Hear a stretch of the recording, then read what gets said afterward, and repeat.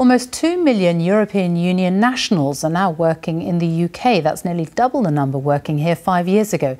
The latest figures out today also show that unemployment rose by 25,000 between April and June.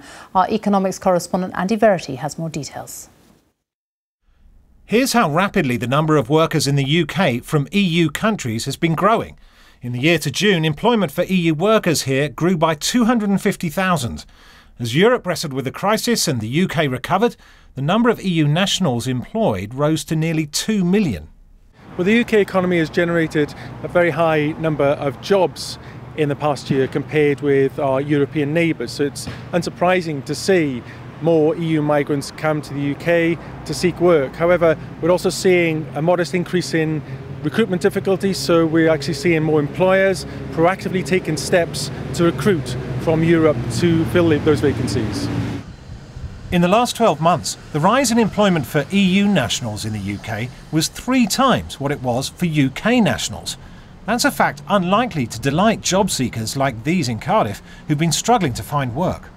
It's an extremely tedious process. It's one of those skin crawlers, you know. It's very frustrating. The jobs creation machine that our economy has been slowed down between April and June, and unemployment rose by 25,000. Faced with a wage bill that's only going to rise, employers like this packaging company in Sheffield have stopped taking people on.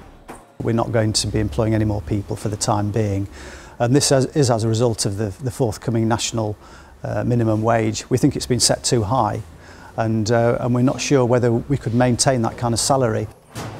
With wages rising by an average of 2.8%, some employers are now choosing to expand not by taking on more people, but by investing to make sure each worker produces more. Some fear that the increase in the minimum wage that's set to occur next year could start to really hamper employment growth. But I think we should take a positive view. Firms now have invested, and we could see a rebound in productivity that ensures that firms can afford to give their workers more in their pay packets. A year ago, every one of these cardboard sheets had to be cut into shape before it could be turned into a box on another machine. But then the company invested 115 grand in this machine, which can do both. And Kevin here is producing more than twice as many boxes as before. For employers looking for good people, the labour market is still tight. Not only must they make sure each worker produces more, they also can't be too choosy about where they come from. Andy Verity, BBC News, Sheffield.